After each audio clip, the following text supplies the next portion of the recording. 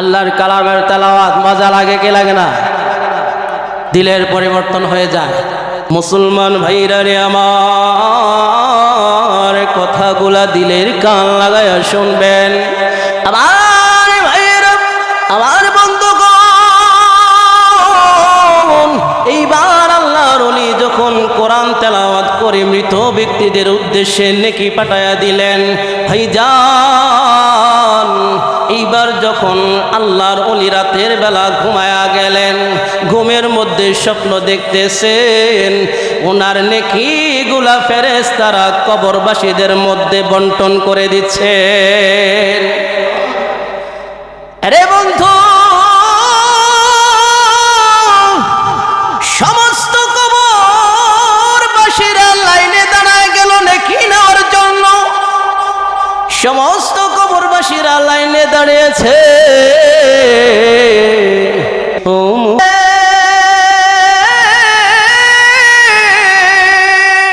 তোর বুকে মনে রবি, যার লাগি পাগল ছবি, যার তরে হইল সৃষ্টি ত্রিভুবন।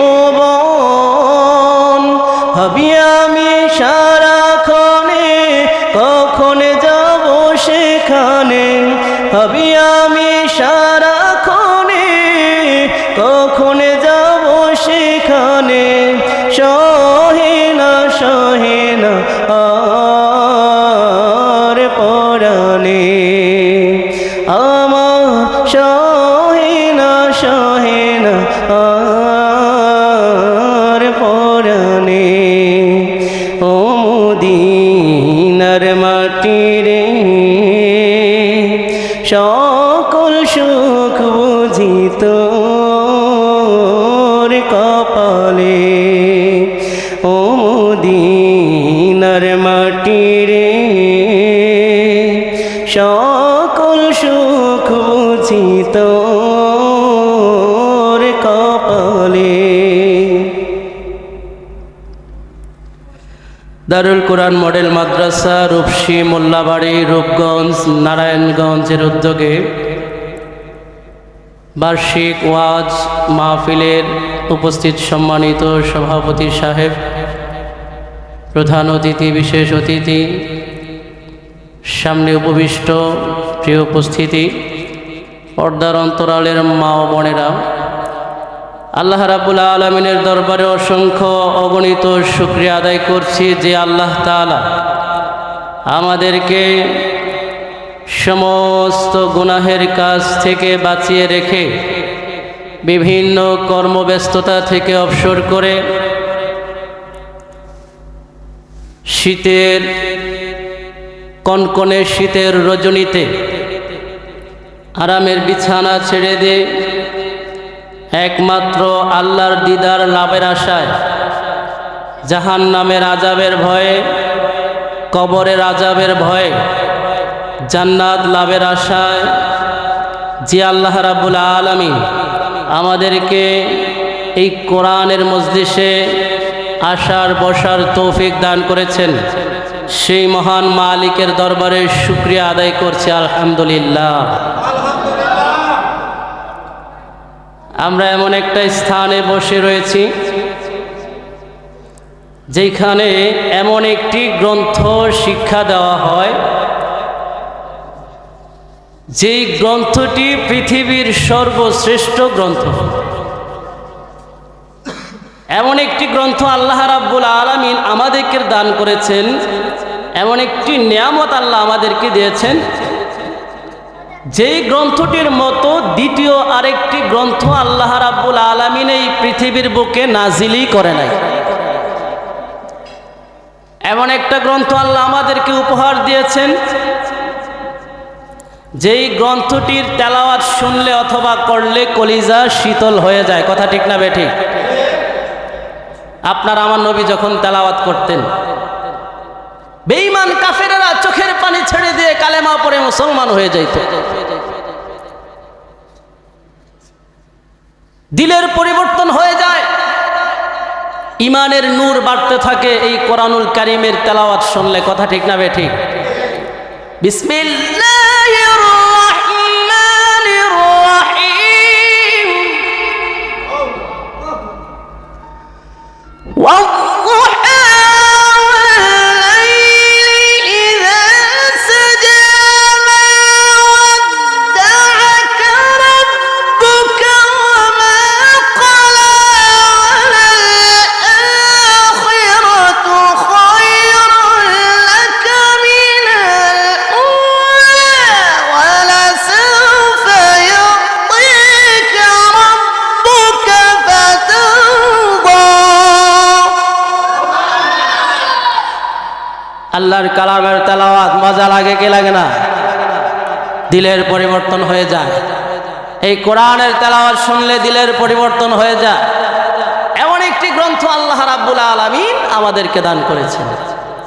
কিন্তু দুঃখের বিষয় হলো এই গ্রন্থটির তেলাওয়াত আজকে আমরা মুসলমান হয়ে করতে পারি না।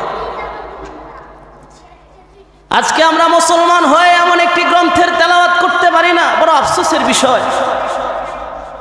প্রিয় উপস্থিতি, এটা আমাদের জন্য মহামূল্যবান একটি সম্পদ। এত বড় নিয়ামত আল্লাহ রাব্বুল আলামিন আমাদেরকে দিয়েছেন, যেই নিয়ামত আল্লাহ পূর্বের জামানার উম্মতদেরকে দেন নাই। কিন্তু আমরা এই নিয়ামতের মর্যাদা বুঝি না। প্রিয় উপস্থিতি, আল্লাহ রাব্বুল আলামিন আমার তেলাওয়াতকৃত আয়াতে বলেন, আমি যেই আয়াত এবং হাদিস আপনাদের সম্মুখে তেলাওয়াত করেছি, এই আয়াত এবং হাদিসকে সামনে রেখেই সংক্ষিপ্ত কিছু কথা বলার চেষ্টা করব, যদি আল্লাহ তৌফিক দান করেন। ওমা তৌফিকি ইল্লা বিল্লাহ। আমার তেলাওয়াতকৃত আয়াতে আল্লাহ রাব্বুল আলামিন বলেন,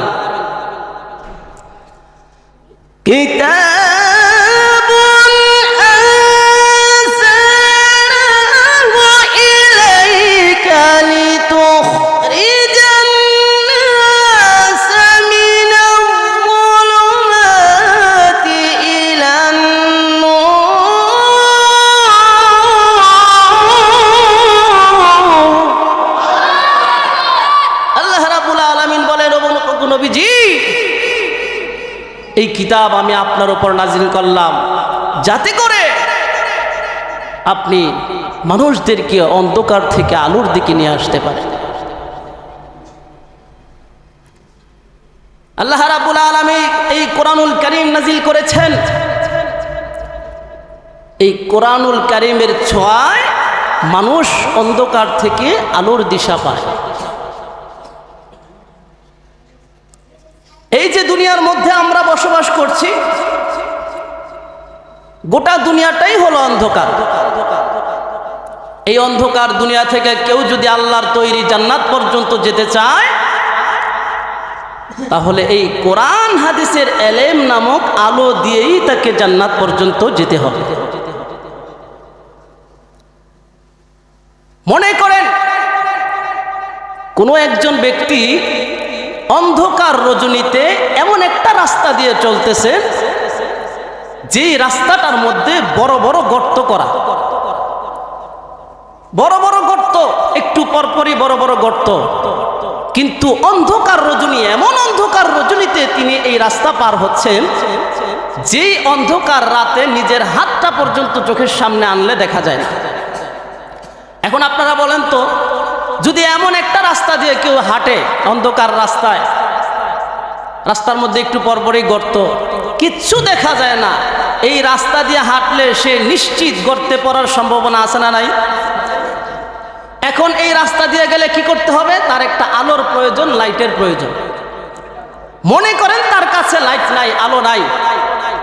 এমন একজন ব্যক্তি এই রাস্তা দিয়ে যাচ্ছে যার কাছে লাইট আছে, আলো আছে। ওই ব্যক্তির পিছনে পিছনে যদি এই ব্যক্তি যায়, তাহলে সে গন্তব্যস্থানে যেতে পারবে কি পারবে না?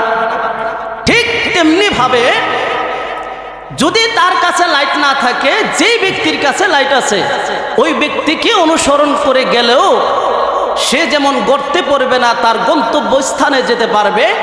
ঠিক তেমনি ভাবে যেই ব্যক্তির সিনার মধ্যে কোরআন হাদিসের এলেম নামক আলো নাই, যার কাছে কোরআন হাদিসের এলেম নামক আলো আছে, ওই ব্যক্তিকেও যদি কেউ অনুসরণ করে তার জীবনকে পরিচালনা করে, তাহলে ওই ব্যক্তিও আল্লাহর তৈরি জান্নাত পর্যন্ত যেতে পারবে, জাহান্নাম নামক গর্তে সে পড়বে না। কথা ঠিক না বেঠিক? তাহলে আমরা নিজেরা আলেম হতে পারি নাই, মানে কোরআন হাদিসের এলেম নামক আলো আমাদের সিনার মধ্যে নাই, মানে আমরা আলেম হতে পারি নাই, হাফেজ হতে পারি নাই। কিন্তু যিনি আলেম হয়েছে, হাফেজ হয়েছে, ওনাকে যদি আমরা অনুসরণ করি তবেও আমরা আল্লাহ তৈরি জান্নাত পর্যন্ত যেতে পারবো কি পারবো না? তাহলে তাদেরকে অনুসরণ করতে হবে।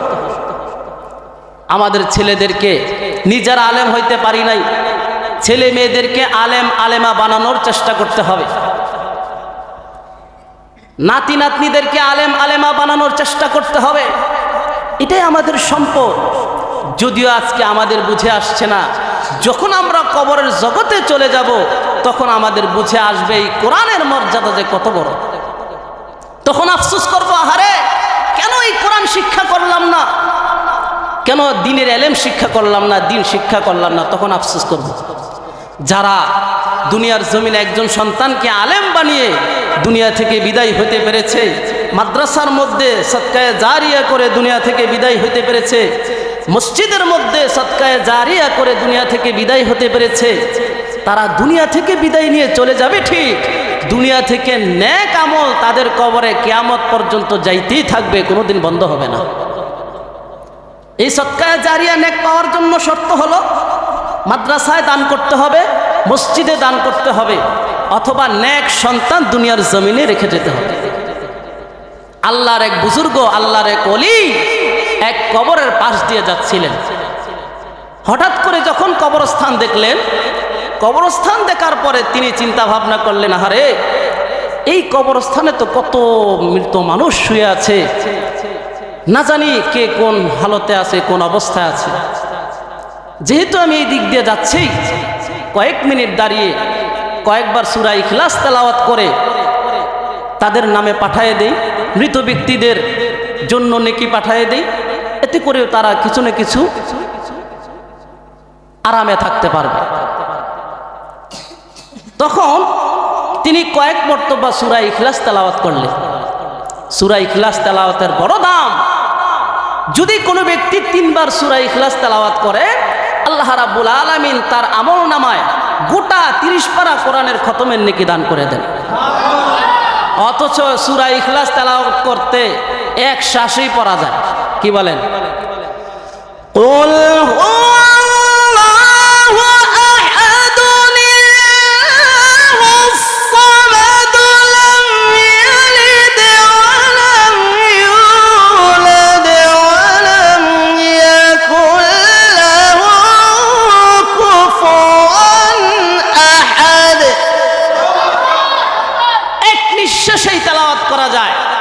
এই সূরা ইখলাস কেউ যদি 3 বার তেলাওয়াত করে, আল্লাহ রাব্বুল আলামিন তার আমল নামায় গোটা এক কোরআন খতমের নেকি দান করে দেন।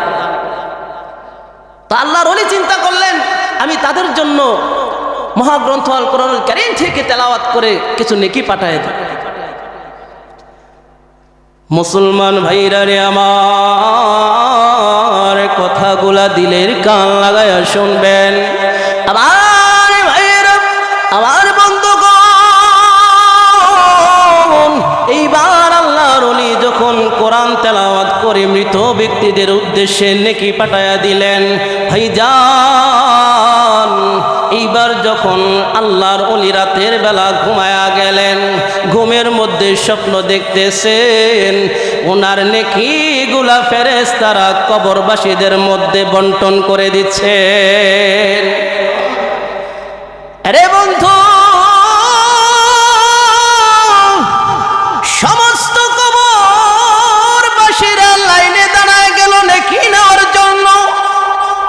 সমস্ত কবরবাসীরা লাইনে দাঁড়িয়েছে,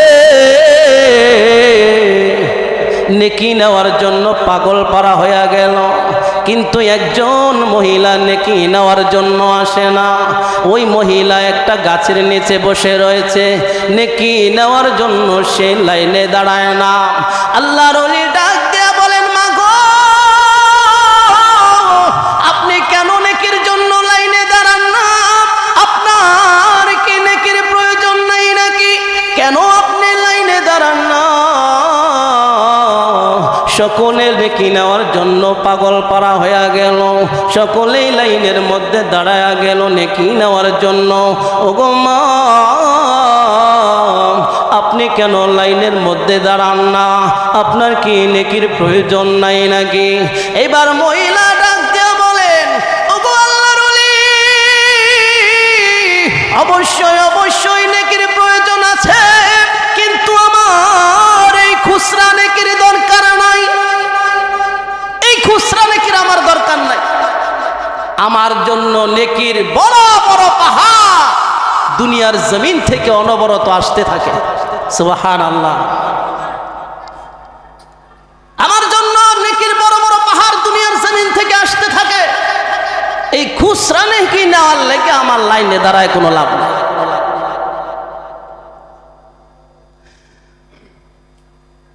এরে বন্ধু,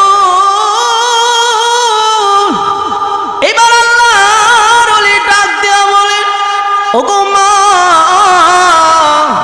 কেমন করে দুনিয়া থেকে আপনার জন্য নেকির বড় বড় পাহাড় যায়? ঘটনা তো বুঝতে পারলাম না, একটু খুলে বলেন। আমার ভাইয়েরা, আমার বন্ধুগণ, এইবার মহিলা ডাক দিয়া বলেন, যেই সমস্ত মানুষগুলা নেকি নেওয়ার জন্য পাগল পারা হয়ে গেল, লাইনে সিরিয়াল ধরে দাঁড়ায় গেল, ভাইজান, তারা দুনিয়ার জমিনে কেউ এমন সন্তান রেখে আসে নাই, এমন সন্তান দুনিয়ার জমিনে তারা রেখে আসে নাই যেই সন্তানটা তার জন্য কোরআন তেলাওয়াত করে তার কবরের মধ্যে নেকি পাঠায়া দেবে। আল্লাহ রাব্বুল আলামিনের দরবারে দুইটা হাত বাড়ায়া তাদের মা বাবার জন্য দোয়া করবে। এমন কোন নেক সন্তান তারা দুনিয়ার জমিনে রেখে আসে নাই।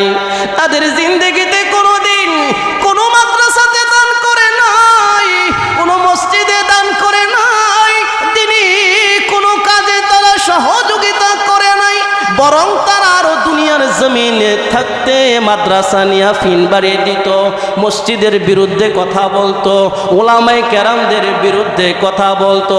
আজকে দুনিয়া থেকে তাদের জন্য কোনো নেকি আসে না, এই জন্য তারা এই খুচরা নেকি নেওয়ার জন্য এমন পাগল পারা হয়ে গেছে।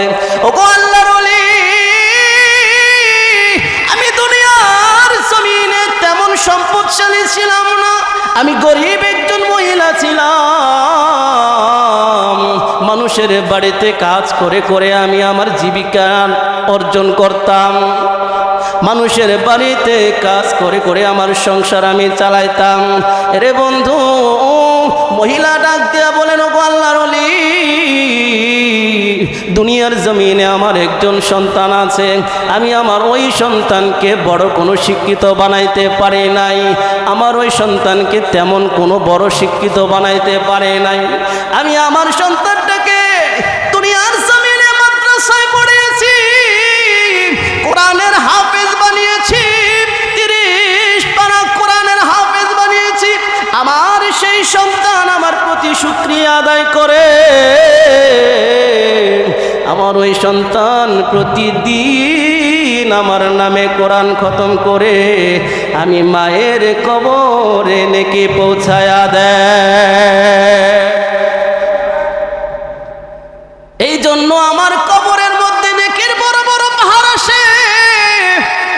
এই খুচরা নেকির আমার দরকার নাই, এই খুচরা নেকির আমার দরকার নাই। এমনি ভাবে যখন মহিলা বলতে আরম্ভ করে দিল, এইবার আল্লাহর ওলি ডাক দিয়া বলেন, মাগো, তোমার সেই নেককার সন্তান কোথায় থাকে, কি করে, আমাকে একটু ঠিকানা দাও, আমি তোমার সন্তানের সাথে একটু দেখা করতে চাই। এইবার মহিলা ডাক দেয়া বলেন, ওগো আল্লাহর ওলি, আমার ওই সন্তান অমুক বাজারের মধ্যে মুদি মালের দোকানদারি করে, সাধারণ একজন মুদি ব্যবসায়ী, মুদি মাল বিক্রি করে, মুদি মালের দোকান চালায়। রে বন্ধু, মহিলা ডাক দেয়া বলেন, ওগো আল্লাহর ওলি, আমার সন্তানটা দোকানদারি করে, কিন্তু যখনই সময় পায় আমি মায়ের নামে অনবরত সে কোরআন তেলাওয়াত করতে থাকে, আর ওই কোরআন তেলাওয়াতের নেকি আমি মায়ের নামে সে পাঠায়া দেয়। আমার ভাইয়েরা, আমার বন্ধুগণ, এইবার যখন আল্লাহর ওলির ঘুম ভেঙে গেল, আল্লাহর ওলি সজাগ হইয়া গেলেন। সজাগ হইয়া বলে, কি দেখলাম, কি দেখলাম? ওই সন্তানের খবর আমাকে নিতে হবে। বাস্তবে কি ওই এলাকায় সন্তানটা আছে কিনা, যেই এলাকার ঠিকানা মহিলা দিয়েছে। আমার ভাইয়েরা, আমার বন্ধুগণ, মহিলা যেমনি ভাবে ঠিকানা দিল, ওই বাজারের মধ্যে, ওই এলাকার ওই বাজারের মধ্যে আল্লাহর ওলি চলে যায়। মহিলা বলে, আমার সন্তানটাকে দেখবেন, মাথার মধ্যে পাগড়ি পড়া অবস্থায়, গায়ে লম্বা জামা, মুদির দোকানদারি করতেছে, কিন্তু দেখবেন আমার সন্তানের ঠোঁটগুলা সর্বদাই নড়াচড়া করে। এইবার আল্লাহর ওলি বাজারের মধ্যে চলে যায়। বাজারের মধ্যে গিয়া ওই যুবককে খুঁজতে থাকে। পাগড়ি পরনেওয়ালা একজন যুবক, যেই যুবক পাগড়ি পরিহিত অবস্থায় মুদি মালের ব্যবসা করে। এইবার আল্লাহর ওলি খুঁজতে খুঁজতে একটা সময় ওই ব্যক্তি, ওই যুবক ব্যক্তিটাকে পেয়ে যায়। এইবার দূর থেকে আল্লাহর ওলি লক্ষ্য করে দেখে যুবক দোকানদারি করে, কিন্তু এমনি তার ঠোঁটগুলা নড়াচড়া করতে থাকে, সর্বদাই তার ঠোঁটগুলা নড়াচড়া করতে থাকে। এইবার আল্লাহর ওলি একটা সময় কাছে গিয়া যুবককে ডাক দেয়া বলেন, রে যুবক, আমি তোমাকে দীর্ঘক্ষণ লক্ষ্য করে দেখলাম, তুমি দোকানদারি করতেছো, আবার দেখি তুমি যখনই সময় পাও কাস্টমারের সঙ্গে কথা বলার পরে যতটুকু সময় পাও দেখি তোমার ঠোঁটটা অনবরত লড়তে থাকে। আমি জানতে চাই তুমি মনে মনে কি পড়তে থাকো, কেন তোমার ঠোঁটটা এমনভাবে অনবরত লড়তে থাকে? আমার ভাইয়েরা, আমার বন্ধুগণ, এইবার যুবক ডাক দিয়া বলেন, ওগো আল্লাহর বান্দা, দুনিয়ার জমিনে আমার একজন গর্ভধারিণী মা ছিল, জনম দুঃখিনী মা ছিল। আমার মা বড় গরিব একজন ব্যক্তি ছিল। আমার মা গরিব ছিল, মানুষের বাড়িতে বাড়িতে কাজ করে আমি সন্তানকে লেখাপড়া করেছে। আমাকে বড় ভার্সিটিতে পড়াইতে পারে নাই। আমার মা দুঃখিনী, আমাকে একজন কোরআনে হাফেজ বানিয়েছে। আমাকে আমার মা কোরআনের হাফেজ বানিয়েছে। আমি একজন কোরআনে হাফেজ হয়েছি। আমি আল্লাহ চিনেছি, আল্লাহর রসুলকে চিনেছি। দুনিয়ার জমিন থেকে কিভাবে জান্নাত পর্যন্ত যেতে হবে ওই রাস্তা আমি চিনেছি আমার মায়ের কারণে। আমার মা এতটুকু ইহসান আমার প্রতি করেছে, এই জন্য আমি শুকরিয়া আদায় করি। শুকরিয়া তান আমি সর্বাবস্থায় যখনই সময় পাই আমি আমার ওই মায়ের জন্য কোরআন তেলাওয়াত করতে থাকি। আর ওই কোরআন তেলাওয়াতের নেকি আমার মায়ের কবরে আমি পৌঁছাইতে থাকি। আমার মা আমার প্রতি বড় ইহসান করেছে। আমার মা পারত আমাকে গায়ক বানাইতে, নায়ক বানাইতে, বড় শিক্ষিত বানায়া বড় চাকরিজীবী বানাইতে, কিন্তু আমার মা তা করে নাই। আমি কিভাবে জাহান্নাম থেকে বাঁচতে পারবো? আমার মাও কিভাবে আমার আগে যদি কবরে চলে যায়, কবরে গিয়ে শান্তিতে থাকতে পারবে? আমি নেককার সন্তানের বিনিময়ে উনি কবরে থেকেও নেকি পাইতে থাকবে। আমার মা সেই চিন্তা ভাবনা করে নিজেও জাহান্নাম থেকে বাঁচার জন্য চেষ্টা করেছে, আমি সন্তানকেও জাহান্নাম থেকে বাঁচানোর চেষ্টা করেছে। এই জন্যেই আমার মা আমাকে বড় শিক্ষিত না বানাইয়া একজন হাফেজে কোরআন বানিয়েছে। আমার মা যেহেতু আমার প্রতি এত ইহসান করেছেন, আমাকে জাহান্নাম থেকে বাঁচার জন্য সঠিক রাস্তা দেখিয়ে গিয়েছেন, সেই জন্য আমি শুকরিয়া তান যখনই সময় পাই আমার মায়ের নামে অনবরত কোরআন পড়তেই থাকি, কোরআন পড়তেই থাকি। আর এই নেকিগুলা আমার মায়ের কবরে আমি পাঠায় দেই। আল্লাহর ওলি ডাক দিয়া বলেন, ও যুবক, তোমার এই নেকিগুলা বিশাল বড় বড় পাহাড়ের রূপ ধারণ কইরা তোমার মার কবরে নেকিগুলা যাচ্ছে। এরকম সন্তান দুনিয়ার জমিনে রেখে যাওয়ার দরকার আছে না নাই? আমরা তো কোরআনের মর্যাদা বুঝি না, কোরআনের মর্যাদা আমরা বুঝি না। কবরের আযাবে যখন গ্রেফতার হব, ভয়াবহ কবরের আযাব, যে আযাবে গ্রেফতার হওয়ার পরে আমাদের কোনো উপায় থাকবে না। কবরের আযাব কত কঠিন, সইতে আমি পারিব না। মৃত্যু যন্ত্রণা কত কঠিন, সইতে আমি পারিব না। ও গো দয়াময় হে রহিম, চাই যে তোমার শুধু করুণা। কবরের আযাব কত কঠিন, সইতে আমি পারিব না। মৃত্যু যন্ত্রণা কত কঠিন, সইতে আমি পারিব না। মসজিদের ওই পালকিখানা আসবে সবার ধারে, সবার জানা। মসজিদের আসবে সবার ধারে, সবার জানা। বড়ই পাতার গরম পানি শেষ গোসল দিবে হে মনা। গোসল শেষে সাদা কাফনে চির বিদায় দেবে সব জনা। গোসল শেষে সাদা কাফনে চির বিদায় দেবে সব জনা। কবরের আযাব কত কঠিন, সইতে আমি পারিব না। মৃত্যু যন্ত্রণা কত কঠিন, সইতে আমি পারিব না।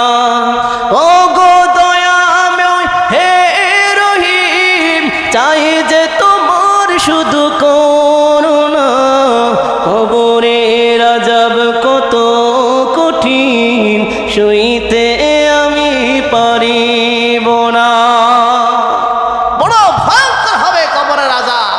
তখন যদি বলি, আল্লাহ গো দাও না, আরেকবার একটু সুযোগ দাও না, এইবার তো কবরের আযাব দেখে লাইছি, যদি আরেকটা সুযোগ দাও, এইবার দুনিয়া যাইয়া বিয়াও করতাম না, ঘর বাড়িও বানাইতাম না, হুদা নামাজ পড়বো আর হুদা নেক আমল করবো।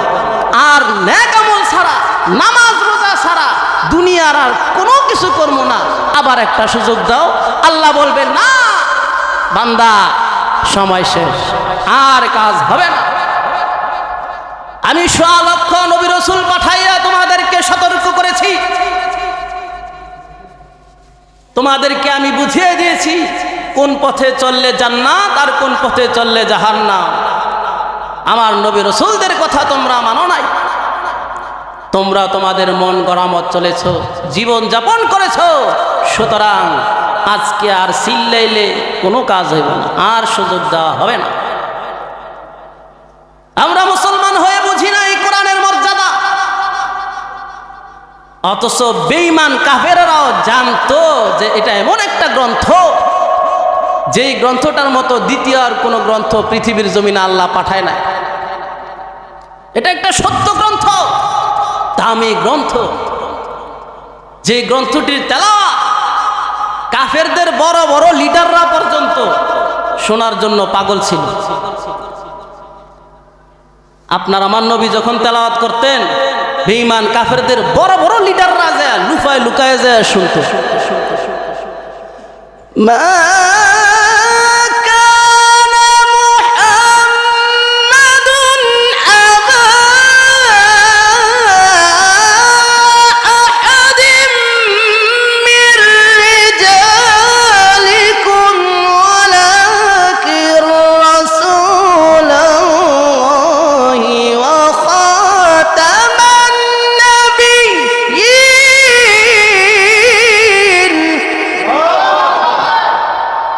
আপনার আমার নবী যখন এইভাবে তেলাওয়াত করতেন, আবু জাহেল্লা পর্যন্ত ঘুমাইতে পারত না তেলাওয়াত না শুনলে। আবু জাহেল্লা কিন্তু সারা জীবন আপনার আমার নবীর বিরোধিতা করেছে, তেলাওয়াতের বিরোধিতা করছে দিনের বেলা। দিনের বেলা কয় মুহাম্মদের তেলাওয়াত কেউ শুনতে যাইবা না, সে কিন্তু একজন পাগল, সে একজন কবি, এটা বানায়া টানায়া সে পড়ে, এর কথা কেউ বিশ্বাস করবা না। রাতের বেলা ঘুমায়, কের ঘুমায় শুইয়া মিটমিটে সাইয়া দেয় হাতের বউ ঘুমাইছেন, শুইয়া ঘুমের বান্ধেরা একটু পরে পরে চায় দেহে হাতের বউ উম্মে জামিল ঘুমাইছেন। তো অনেকক্ষণ পরে গভীর রজনীতে দেখে যে বোঝা যাচ্ছে যে তার বিবি উম্মে জামিল ঘুমায় গেছে। এইবার সে আস্তে করে উঠা যখন দরজাটা খুললো, কট করে একটা দরজা আওয়াজ হইলো, এমনি উম্মে জামিল তার বউ সজাগ হয়ে কয়, কি ব্যাপার, কই যান? আপনার দেখি মতলব খারাপ, এত রাত্রে কই যান? কে রে বিবি, তুমি যা মনে করছো তা নয়, আমি তো যাচ্ছি হলো এমন জায়গায় যেখানে যাওয়াটা খারাপ কোনো কাজ নয়, সেখানে যাওয়াটা ভালো কাজ। আরে আমি ভালো কাজের জন্য যাচ্ছি। কি ভালো কাজ? রে বিবি, যদিও দিনের বেলা মুহাম্মদের বিরোধিতা করি, আমাদের ধর্মের লোকদেরকে বলি যে মুহাম্মদের তেলাওয়াত তোমরা শুনো না, মুহাম্মদের কথা তোমরা বিশ্বাস করো না, কিন্তু আসলে ঘটনা কি জানো? আমি আবু জাহেল রাতের বেলায় যদি মুহাম্মদের তেলাওয়াত না শুনি, যতক্ষণ পর্যন্ত না শুনি ততক্ষণ পর্যন্ত আমি আবু জাহেলেরও চোখে ঘুম আসে না। আমি আবু জাহেল মুহাম্মদের তেলাওয়াত যতক্ষণ পর্যন্ত না শুনবো আমার চোখে ঘুম আসবে না, আমি ঘুমাইতে পারবো না। উম্মে জামিল কয়, এই নি কাহিনী? আরে আমারও তো একই কাহিনী। আমি উম্মে জামিল তো দিনের বেলা তার বিরোধিতা করি, হুদা তার বদলাম কই মানুষের বাড়িতে যাইয়া যাইয়া বইয়া বইয়া, কিন্তু ঘটনা আমারও একই রকম। আমিও রাত্রের বেলা মুহাম্মদের তেলাওয়াত না শুনলে আমারও ঘুমে ধরে না। সুবহানাল্লাহ, কেমন গ্রন্থ আল্লাহ আমাদেরকে দিয়েছেন, এই গ্রন্থটার মর্ম মূল্য আমরা বুঝি না। প্রিয় উপস্থিতি, আমরা যদি আমাদের জীবনকে সফল করতে চাই, জীবনের সমস্ত সমাধান যদি আমরা খুঁজে পেতে চাই, তাহলে এই মহাগ্রন্থ আল কোরআনুল কারীমকে আমাদের জীবনে মেনে নিতে হবে। কোরআন কি বলেছে সেটা আমাদের জীবনে মেনে নিতে হবে। কোরআনের ভাষ্য অনুযায়ী আমাদের জীবনকে পরিচালনা করতে হবে, তবেই আমাদের জীবনের সমস্ত সমস্যার সমাধান এই কোরআনের মাধ্যমে আমরা পেয়ে যাব। সমাধান চাও যদি জীবনে মরণে, ফিরে যাও খুঁজে নাও চোখ রাখো কোরআনে। সমাধান চাও যদি জীবনে মরণে, ফিরে যাও খুঁজে নাও চোখ রাখো কোরআনে। তবেই পাবে সুখ শান্তির ঠিকানা, তবেই পাবে সুখ শান্তির ঠিকানা, যদি মেনে নাও তুমি মনে প্রাণে। সমাধান চাও যদি জীবনে মরণে, ফিরে যাও খুঁজে নাও চোখ রাখো কোরআনে। জীবনের সমস্ত সমস্যার সমাধান দিতে পারে মহাগ্রন্থ আল কোরআন, কারণ এটা সত্যের বাণী। অস্বীকার করার মতো কোনো কিছু নাই। আল্লাহ রাব্বুল আলামিন যুগে যুগে বেঈমান কাফেরদের জবান দিয়েই বের করে দিয়েছে এই কথা যে এটা সত্যের বাণী, মহাগ্রন্থ আল কোরআনুল কারীম, পৃথিবীর শ্রেষ্ঠ গ্রন্থ। এটা বেঈমান কাফেরদের জবান দিয়েই বের করে দিয়েছে। বেঈমান কাফেরদের কিছু কিছু ব্যক্তিরা তারা স্বীকার করতে বাধ্য হয়েছে যে এই গ্রন্থটা আল্লাহর পক্ষ থেকে নাজিলকৃত গ্রন্থ, এটা সত্য গ্রন্থ এবং পৃথিবীর শ্রেষ্ঠ গ্রন্থ। বেশি দূরে যেতে হবে না, একজন শিল্পী আছে নুকুল কুমার বিশ্বাস, সে বলে যে আমি যখন দেখলাম যে এই পৃথিবীর জমিনে একজন ব্যক্তি কোরআনকে প্রকাশ্যে পুড়িয়ে ফেলেছে, তখন আমি হিন্দু হওয়া সত্ত্বেও আমার কলিজার মধ্যে বড় আঘাত লেগেছে। আহারে, এত বড় গ্রন্থ, পৃথিবীর শ্রেষ্ঠ গ্রন্থ, মহাগ্রন্থ আল কোরআনুল কারীমকে প্রকাশ্যে পুড়িয়ে ফেললো। আরে পৃথিবীর সমস্ত বইয়ের দোকানও যদি পুড়িয়ে সারখার করে দেওয়া হয়, পুড়ে ছাই হয়ে যায়, এরপর ওই পৃথিবীর বুক থেকে কোরআন মুছে যাবে না। নুকুল কুমার বিশ্বাস একজন হিন্দু শিল্পী, সে বলে এই দৃশ্যটা দেখার পরে আমার কলিজা আঘাত লেগেছে, আমি কোরআনের পক্ষে একটা গান লিখেছি, একটা কবিতা লিখেছি। কত সুন্দর সুন্দর কথাগুলা এই নুকুল কুমার বিশ্বাস কোরআনের পক্ষে লিখেছে একজন হিন্দু হয়ে। একটু লক্ষ্য করে শোনেন। নুকুল কুমার বিশ্বাস বলে, যদি আগুনে লেগে ধ্বংস হয়ে যায়, ধ্বংস হয়ে যায়, যদি আগুন লেগে ধ্বংস হয় পৃথিবীর সব বইয়ের দোকান, তবু বিশ্ব থেকে হারাবে না পবিত্র কোরআন। করবে কেমন করে কোরআন ধ্বংস? আগুনের হতে আছে বিশ্ব বড় গণিত কোরআনে হাফেজ। তারা আবার ছাপায় আসমানি গ্রন্থ, ছাপায় আসমানি গ্রন্থ, বাঁচাবে ইসলামের মান, তবু বিশ্ব থেকে হারাবে না পবিত্র কোরআন, বিশ্ব থেকে হারাবে না পবিত্র কোরআন। চিন্তা করছেন, একজন হিন্দু ব্যক্তি এই কথাগুলো লিখছে কোরআনের পক্ষে। আজকে আমরা মুসলমান হয়ে এই কোরআনের মর্যাদা বুঝি না। কোরআন আল্লাহ রাব্বুল আলামিন দুনিয়ার জমিনে পাঠিয়েছেন মানুষদেরকে অন্ধকার থেকে আলোর দিকে আনার জন্য। কোরআন এমন মহামূল্যবান বাণী, যেই বাণী যারা শিক্ষা দেয় এবং শিক্ষা করে তারা পৃথিবীর মধ্যে সবচাইতে দামি। খায়রুকুম মান তাআল্লামাল কোরআনা ওয়া আল্লামা, যারা কোরআন শিখে এবং অন্যকে শিক্ষা দেয় পৃথিবীর মধ্যে তারা হলো সর্বোত্তম ব্যক্তি। আজকে এই কোরআনের মর্যাদা আমরা বুঝি না। এই কোরআন মানুষদেরকে অন্ধকার থেকে আলোর দিকে নিয়ে আসে। যুগে যুগে বেঈমান কাফেররা এই কোরআনকে পৃথিবীর বুক থেকে মুছে দিতে চেয়েছে, কিন্তু পারে নাই। বরং হয়তো তারা হেদায়েত প্রাপ্ত হয়েছে, আর না হয় তারা ধ্বংস হয়ে গিয়েছে।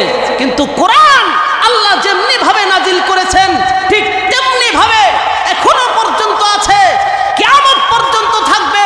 এই কোরআনের একটা দাড়ি কমাও কোনো বেঈমান কাফের নাস্তিক এদিক সেদিক করতে পারবে না।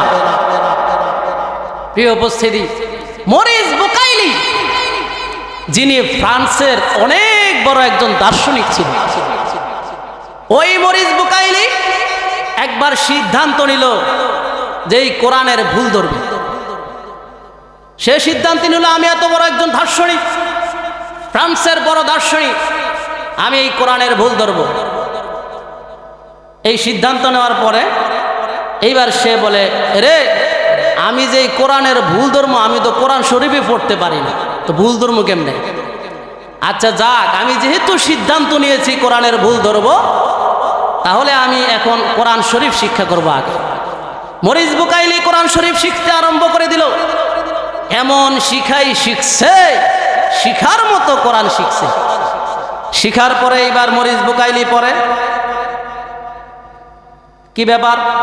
মরিস বুকাইলি বিভিন্ন জায়গা থেকে পড়ে, দেখে সব জায়গায় একই লেখা, একই পড়া। এইবার মরিস বুকাইলির শয়তানে কইতাছে, রে মরিস বুকাইলি, পৃথিবীর সমস্ত কোরআন শরীফ সমস্ত মুসলমানরা পরামর্শ করে একরকম ছাপাইতে পারে, এটা কোনো ব্যাপার হই না। তো এই কোরআন শরীফ পড়ে তুমি করতে ভুল ধরবা, আন্ডা ভুল তো ধরতে পারবা না, আন্ডা করতে পারবা। তুমি যদি ভুল ধরতে চাও তাইলে তুমি এক কাজ করো, দেখো পূর্বের জামানার হাতে লেখা কোনো কোরআন শরীফ খুঁজা পাও কিনা। ওই হাতে লেখা কোরআন শরীফের সাথে বর্তমান ছাপানোর কোরআন শরীফ মিলাইয়া তুমি পড়বা, দেখবা যে টপ করে ভুল ধরে নিছো। মরিস বুকাইলি কয়, বুদ্ধিটি তো খারাপ দিছে না?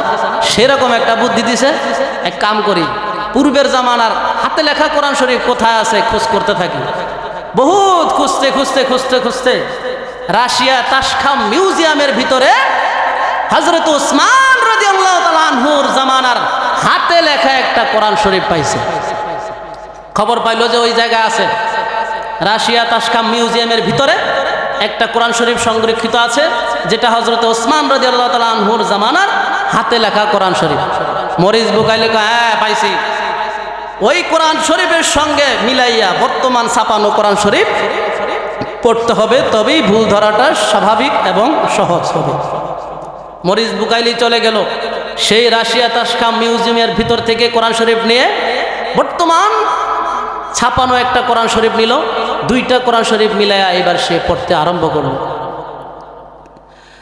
মুসলমান ভাইরা রে আমার, এইবার যখন মরিস বুকাইলি কোরআন তেলাওয়াত করতে আরম্ভ করে দিল, কোরআন তেলাওয়াত শুরু থেকে আরম্ভ করে দিল।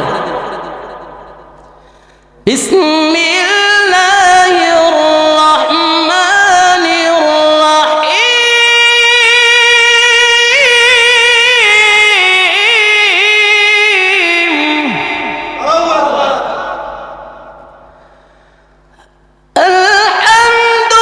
আলহামদুলিল্লাহি রাব্বিল আলামিন আর-রাহমানির রাহিম মালিকি ইয়াউমিদ্দিন।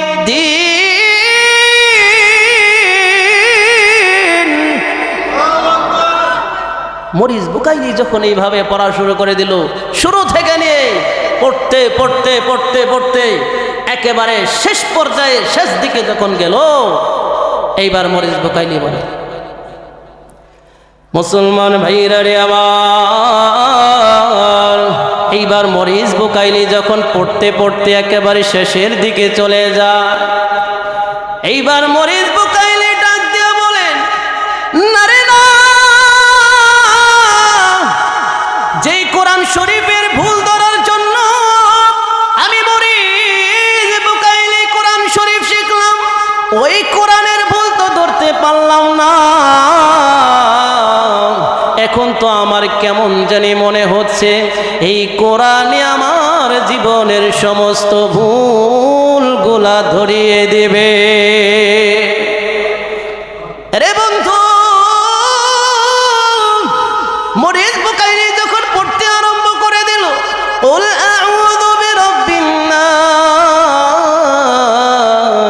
মালিকিন নাস ইলাহিন নাস, এমনি ভাবে যখন শেষের সূরাটা পড়তে আরম্ভ করে দিল, এই দিক দিয়ে আল্লাহ রাব্বুল আলামিন মরিস বুকাইলির দিলের মধ্যে ইমানের নূর আস্তে আস্তে আলোকিত করে দিচ্ছেন, ইমানের নূর আস্তে আস্তে জ্বেলে দিচ্ছেন। এইবার মরিস বুকাইলি কোরআন শরীফ খতম করে ডাক দিয়ে বলেন, মালিক, আর আমি দেরি করতে চাই না, আমি মরিস বুকাইলি কোরআনের ভুল ধরার জন্য কোরআন শিখেছিলাম, আজকে এই কোরআনই আমার ভুল ধরিয়ে দিয়েছে। আমি বুঝতে পেরেছি এই দুনিয়ার জমিনে এই কোরআন হলো সর্বশ্রেষ্ঠ গ্রন্থ, এই কোরআন হলো আল্লাহর পক্ষ থেকে নাজিলকৃত গ্রন্থ, এই কোরআন হলো আল্লাহর সত্য বাণী, এই কোরআনের মধ্যে বিন্দু পরিমাণ কোনো ভেজাল নাই। আমি মরিস বুকাইলি আর দেরি করতে চাই না, ওগো মালিক, আমি মরিস বুকাইলি সাক্ষ্য দিচ্ছি তুমি আল্লাহ, তোমার কোনো শরীক নাই, তোমার প্রেরিত, তোমার কোরআন সত্য। এই জন্য আমি আর দেরি করতে চাই না, এই মুহূর্তে আমি মরিচ বুকাইলে পড়ে নিলাম লা ইলাহা ইল্লাল্লাহু মুহাম্মাদুর রাসূলুল্লাহ। কোরআনের ভুল ধরার জন্য আমি কোরআন শিখেছি, কিন্তু কোরআনই আমি মরিচ বুকাইলির ভুল ধরে দিয়েছি। সুবহানাল্লাহ। এই জন্য মরিচ বুকাইলি ছিল অন্ধকারে, এই কোরআনের ছোঁয়ায় মরিচ বুকাইলি অন্ধকার থেকে আলোর পথে চলে আসছে। এই কোরআন মরিচ বুকাইলিকে অন্ধকার থেকে আলোর দিকে নিয়ে এসেছে, কারণ আল্লাহ বলে দিয়েছেন কিতাবুন আরসালনাহু ইলাইকা লিতুখরিজান নাস মিনাজ-যুলুমাতি ইলান-নূর।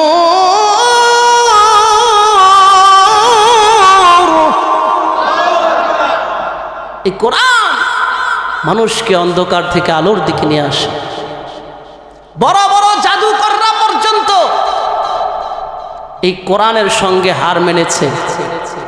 আবু জাহেল যখন দেখলো হারে কোনোভাবেই তো মুহাম্মদকে আটকানো যাচ্ছে না, আমাদের ধর্মের লোকগুলা মুহাম্মদের কোরআনের তেলাওয়াত শুনে পাগল পারা হইয়া কালেমা পড়ে মুসলমান হয়ে মুহাম্মদের দলে চলে যাচ্ছে, কেমনে আটকাই তাদেরকে? কোনো সিস্টেমই তো আর খুঁজা পাইতেছি না। তো এক কাম করি, ইয়ামান দেশে একজন জাদুকর আছে যার নাম হলো জামা, বিশাল বড় জাদুকর। হেতের আইন না জাদু টাদু করে মুহাম্মদের মাইরা লাই, এছাড়া আর কোনো উপায় নাই। নাউজুবিল্লাহ। এই আবু জাহেল কলে জামা ইয়ামান থেকে ভাড়া করে আনলো, যত টেহা লাগে যা লাগে তোরে আমি দিব, তুই যা চাস তাই দিব। তুই তো বিশাল বড় জাদুঘর, তোর জাদু টাদু দিয়া মোহাম্মদরে মাইরাল। তো মোহাম্মদরে যন্ত্রণার বাসি নাই, সে তো কি যেন পরে জাদুর বাণী, ওই জাদুর বাণী পয়রা আমাদের ধর্মের লোকগুলারে তার ধর্মে নিয়ে যাচ্ছে। তুমি তোমার জাদুর বাণী দিয়া মোহাম্মদরে মেরে লাও, মোহাম্মদরে মেরে লাও, যা লাগে তাও আমি তোমারে দিব। জামাত কত ঠিক আছে, মোহাম্মদের কাছে আমার নিয়ে চলো। নিল, নেওয়ার পরে বলতেছে ও মোহাম্মদ, ইয়ামান থেকে আমি জামাত নামক জাদুকর আসছি, আজকে তোমার খবর আছে।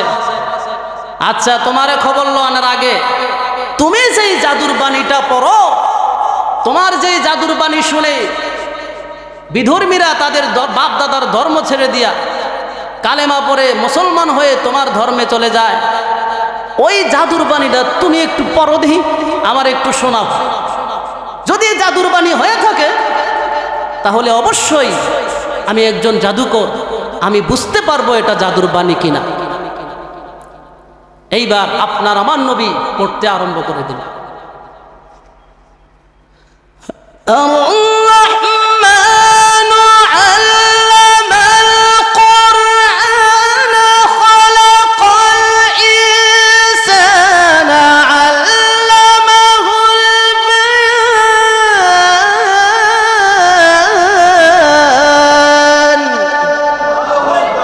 আপনার আমার নবী যখন এইভাবে তেলাওয়াত করতে আরম্ভ করে দিলেন, হঠাৎ করে একটা সময় তেলাওয়াত বন্ধ করে দিল। মুসলমান ভাইরা রে আমার, এইবার নবীজি তেলাওয়াত বন্ধ করে জামাত নামক জাদুকরের দিকে তাকায়া দেখে, জামাত নামের জাদুকরের চক্ষু দিয়া পানিগুলা গড়াইয়া গড়াইয়া পড়ে। জামাত এইবার ডাক দিয়া বলেন, ও মুহাম্মদ, তেলাওয়াত বন্ধ করো না, আরো লম্বা সময় তেলাওয়াত করো। আমি জামাত নামক জাদুকর, তোমার কণ্ঠে আরো লম্বা সময় তেলাওয়াত শুনতে চাই। আমি জামাত নামক জাদুকর আজকে সাক্ষী দিয়া দিচ্ছি, এই বাণী কোনো মানুষের তৈরি বাণী নয়, এই বাণী কোনো মানুষের বানানো বাণী নয়, এই বাণী অবশ্যই আল্লাহর পক্ষ হতে নাযিলকৃত বাণী। এই সাক্ষী আমি জামাত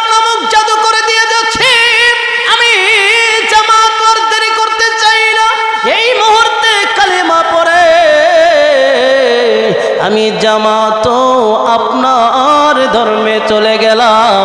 জামাতও পড়ে নিল লা ইলাহা ইল্লাল্লাহু মুহাম্মাদুর রাসূলুল্লাহ।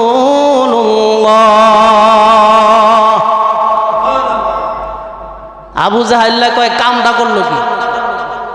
এত বড় জাদুকর আনছি ইয়ামান দেশ থেকে ভাড়া কইরা, এত দিক আলেমা পড়া মুসলমান হয়ে গেল, কারবারটা করলো কি? প্রিয় ভাইয়েরা আমার, এমন একটা গ্রন্থ আল্লাহ আমাদেরকে দিয়েছেন, কিন্তু দুঃখের বিষয়, আফসোসের বিষয়, এই গ্রন্থের তেলাওয়াত আমরা করতে পারি না, এই গ্রন্থটির মর্ম আমরা বুঝি না। প্রিয় ভাইয়েরা আমার, মুরব্বী বাবারা আমার, এখনো সময় আছে, নিজেরাই কোরআন পড়ার চেষ্টা করি, নিজেদের সন্তানদেরকে কোরআন শিখাই। কবরের জগতে যাওয়ার পরে যদি একটু শান্তিতে থাকতে চাই, কবরের আযাব থেকে বাঁচতে চাই, জাহান্নামের আযাব থেকে যদি আমরা বাঁচতে চাই, তাহলে এই কোরআনের সাথে সম্পর্ক করতে হবে, এই কোরআনকে জীবনের প্রতিটা মুহূর্তে মেনে নিতে হবে। কোরআন যেমনি ভাবে বলে তেমনি ভাবেই জীবনকে পরিচালনা করতে হবে। আমার ভাইয়েরা, আল্লাহ রাব্বুল আলামিন আমাদেরকে এই সংক্ষিপ্ত আলোচনার উপরে আমল করার তৌফিক দান করুন। সকলেই বলে আমিন, আরো জোরে বলে আমিন। নরসিংদী থেকে